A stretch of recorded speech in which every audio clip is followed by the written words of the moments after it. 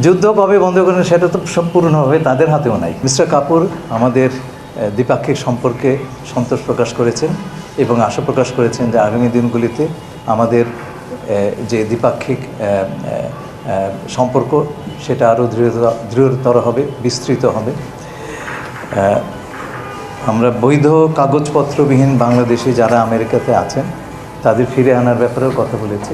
প্রসেসটা যাতে সহজ হয় এবং সম্মানের সঙ্গে তারা যাতে আসতে পারেন সেই নিয়ে আমার সঙ্গে আলোচনা হয়েছে এবং স্বরাষ্ট্র মন্ত্রণালয় আমেরিকান রাষ্ট্রদূত এই বিষয়ে আগে কথা বলেছেন বলে আমাকে জানিয়েছেন।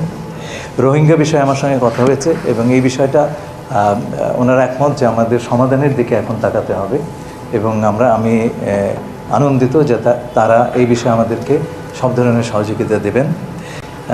মধ্যপ্রাচ্যের সংকট নিয়ে আলোচনা হয়েছে।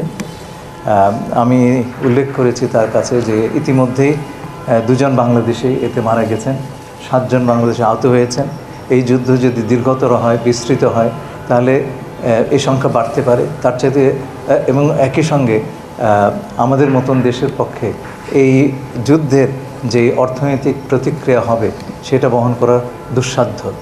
আমরা তাকে বলেছি যত দ্রুত সম্ভব আলোচনার মাধ্যমে এবং কূটনীতিকে একটা অপরচুনিটি দিয়ে এই সংঘাত, এই সমস্যা যেন সমাধান করার জন্য তারা প্রচেষ্টা করেন। এছাড়া আজকে আর্জেন্টিনার রাষ্ট্রদূত এসেছিলেন। আমরা আর্জেন্টিনাতে একটি দূতাবাস খুলব সেই কথাটি তাকে জানিয়েছি।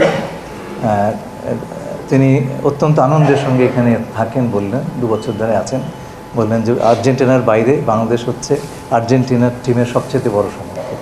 তো উনি বললেন যে আমাদের দেশে আপনাদের দেশের যথেষ্ট সুনাম আছে এবং আমরা আমাদের দ্বিপাক্ষিক সম্পর্কের যে কন্টেন্ট সেটা বাড়ানোর চেষ্টা করব আগামী দিনগুলিতে। বিশেষ করে কৃষি এবং জ্বালানি, সেই সাথে আমাদের তৈরি পোশাক, সব মিলে আমরা একটা উইন উইন সম্পর্কের সূচনা করতে পারি। আমিও তাকে বলেছি এই বিষয়ে বাংলাদেশ সরকার সকল পদক্ষেপ নেবে এবং সম্ভব হলে আমরা একটা দ্বিপাক্ষিকভাবে তাদের একটা টিমে আমাদের টিমের সঙ্গে কথা বলতে পারি। আমরা এই বিষয়ে আগামী মাস 2 মধ্যে একটা উদ্যোগ নেব।